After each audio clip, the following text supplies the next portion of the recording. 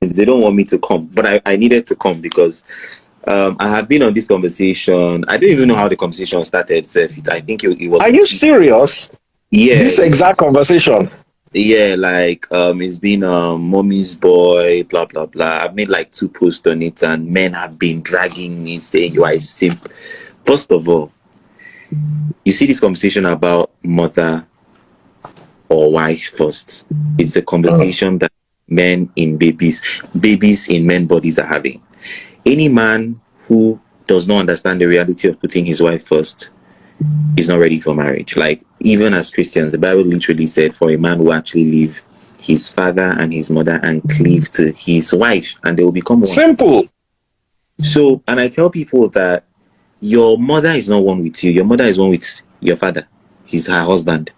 Do you understand? So you cannot be saying, you cannot. And then there is something that somebody in the comments actually said that really, really, pissed me off. And it's something that has even been pissing me off with this whole conversation. They would say, oh, my mother stood by me when I had nothing. Who was supposed to stand by you? God bless you. Do you understand? So, like, I don't understand. Your parents did what they were meant to do for you, and yes, fine. It's okay. Like, obviously, we are grateful and all of that. But if we want to be objective, your parents owe you everything that you need to become useful in life, because they brought you to the world. That's what parenting is. They brought you into the world. Should you appreciate them? Should you show them love? Obviously, yes. But life is in seasons and phases, and there are actually times when responsibilities actually shift and priorities shift. When I get married, my wife becomes my number one. My father or my parents can become my priority is maybe when there is an emergency and stuff, or when my wife also concedes to, okay, fine, cool, right now let's put papa first, let's do it for her, but she needs to agree. Do you understand what I'm saying? I cannot and say, oh, he's my father, he did everything for me. So who was meant to do everything for me? I want a man to come on this live video and now, Solomon, there's another side that says your wife can leave you, but your mother will never leave you, so you should take care of your mother first. Your wife, you see, many people, if you sorry, I'm gonna say this, many of you are in love with the notion of a functioning marriage, but are not ready to lay down the sacrifices needed for that marriage to survive. You see, Paul that said, wives, submit to your husbands. He said, husbands, love your wives like Christ loved the church, that he put his life down for the church. You don't understand how Christ was able to get the church to submit to him. He lost his life. His contract as a human on earth had to end for the church to be able to submit to him. So if your life, what Paul is saying in that scripture is, your wife is more important than your life.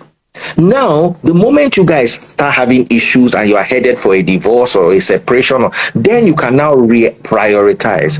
But as long as the two of you are working together to make a marriage work, she must come first, or else you are not even biblically entitled to submission. Exactly. Sorry to interrupt you. Continue.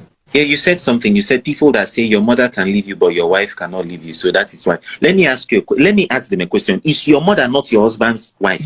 Sorry, your father's wife. Is he not somebody's wife? So I don't understand the mentality. A lot of men are so attached to the idea of their mothers, and they don't see that their wives are actually their children's mothers too. So you are there sitting down, you're telling me, it's my mom. My mom did everything. She cannot leave me, but my wife can leave me. You have trust issues with women. Probably because and I tell men this thing, and I say it a lot. I never expected any woman to stand by me while I was struggling. Struggle, work hard. It is just natural that people do not want to struggle with people. It's a natural thing. Don't take it personally. You find that a lot of men who say this thing of, oh, my mother was there for me when no woman was there for me, were men who actually dealt with rejection from women that they were wooing, and all of that. And I understand that. But your mother is your mother. She gave birth to you. In fact, Daddy Freeze, if we were to choose our family, many people would disown their mothers and go for another person. Yes, now. The reason why we manage family and we get a little bit sentimental is because we cannot change it.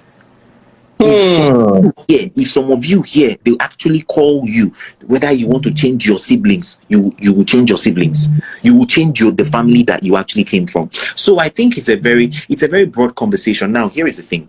We are not saying that, or me, I'm not saying that your mother is not important. But what I'm saying, and the funny thing is that the love that you even have for your mother and for your wife, they are two different kinds of love. You know, yeah, there are two different kinds of love. You cannot love them in the same way, but in the order of preference and priority, your wife comes first. But because your wife comes first does not mean that you cannot still show love to your mother. And any woman that is here that does not understand this, that are raising, and when we talk about mommies, but we're not saying men should not love their mothers. I lost my mom when I was 17. I loved my mom so much. At 17, I was in a relationship, 17, 18. My mom knew about it. My dad never knew. That was how close we were. Let me ask you a question. What happened to your mom? You've never talked about this before. Yeah, I mean, we just actually lost her. It's a very long story. She was ill for a year plus. We never really knew what it was. Taking her to the hospital here and there. My dad spent everything, and before you know, one day my dad called me and said, "Oh, she was gone," and I was even in church. I was fasting, praying, and everything. So yeah, that happened, and it really scarred me, So, and I really loved her. So I'm saying, like, the fact that I loved her, if I'm bringing in a woman into, when we talk about mommies, but we're not saying don't love your mother. We are saying if your mother has to approve decisions in your family, I don't understand. Your mother has to be the one that is telling you. In fact, it's your mother that needs to see. Let me tell you. You see all this. I think in Africa we are too big on respect, and it's a good thing. I understand we have values. It's a good thing. However, you see, I tell my dad off on some things. Obviously. Respectfully, there are some things that my dad would do, and I'll tell him, this one that you're doing is not, I will not do it.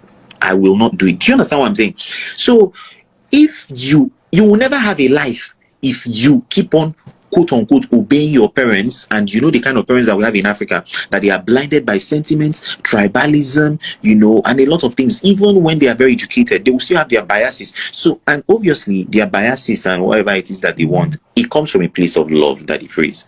My dad wanted to be a one boy. If you're an Igbo person, you know what one boy is. It means that you have to go and serve somewhere for 7 years, and then they settle you as a traditional businessman, Igbo man. I say that to do. I say I want to write. My father say, how would you write and take care of your children? How would you write and do this? When I got my first writing job, as of how many years ago, I was paid 500k a month. It was actually an influencer writing job for a particular Chinese company and everything. I gave it. I went and I showed him, what's it called? I showed him the what's that thing called? The contract. The contract. Proud of me, he was so proud of me. I tell people, if I did not, quote unquote, disobey my father and I had a mind of my own, I wouldn't be where I am today. Now, obviously, I'm saying disobey. So even when the Bible said we should honor our fathers and our mothers, the Bible said that we should do it in the Lord. That means that there are some things that we're not meant to do just because, So me, that's my personal opinion. My father can sit me down and talk to me, but at the end of the day, I will make the decision I want to make. And this conversation that it is, have you ever wondered why is it that you don't hear women also talking about, oh, my mother did this for me, so she's my number one? Does it mean that these women, their fathers and their mothers, don't also do stuff for them? Thank you. Do you get? So I just feel like a lot of men, obviously not all men, a lot of men need to do better, to be honest. Like, your wife in your life, it's so simple. Your wife is your priority. If you don't focus on your wife, how would you build your own future? How would you build your own family? You are talking about your mother's family, your father's family. And I'm not saying don't give to your parents. I give to my father.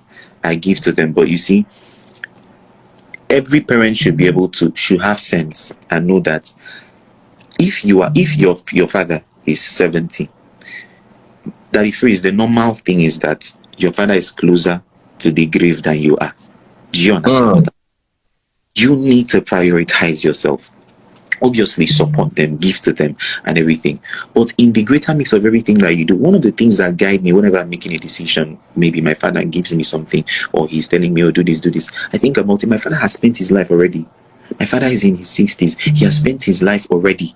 Me, I am in my 20s. If I make mistakes based off on what he's actually saying, he will die and go to heaven, and I will stay here and suffer till I go to heaven in my old age, you know. So yeah, that's it basically. But I really want to hear the opinion of a guy that will come here and say it is me too, guys. If you're enjoying this topic, someone just bought me some stars. Let me say thank you to them on Facebook. It's Harvey Nenny. Please do come over to my Facebook page and get some good stars. Now, this is how it works, yeah? When you go to Facebook, for instance, this is Tazebud's phone. Can you imagine? You can see I can open her phone.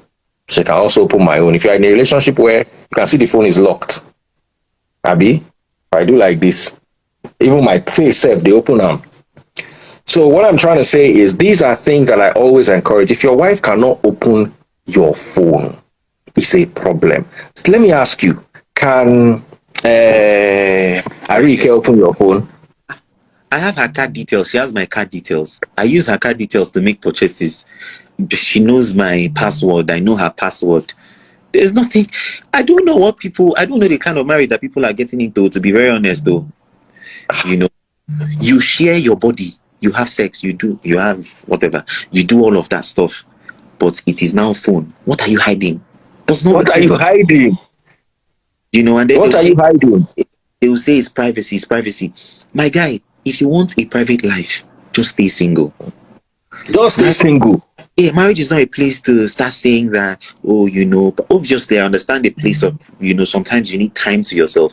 But you cannot be telling me that your phone is something that you'll be hiding and you say, oh, why did my wife check my phone, or I will check. But obviously I'm not checking because I want to find anything. You know, I've never actually... No. Sometimes, yeah, there are stories that I hear, and I wonder, like a guy said he dropped his girl. I don't know if you saw the story. A guy said he dropped his girl off at the motor park only for his girl to go, and that weekend was her wedding to somebody else. And I'm like, how were you in a relationship? So tell your wife, because she cannot just marry somebody. She didn't marry somebody on the bus. It's not like she met somebody on the bus and they went and got married. She was in an active relationship and you did not know. And she's your girlfriend. That is toxicity. That's the conversation for another day, don't get me wrong. But me, I will tell you for free that that's a level you should never allow your relationship to get to. And sometimes, you see, when we Nigeria is a scam. Hey, nobody believe God though. Everybody not the same.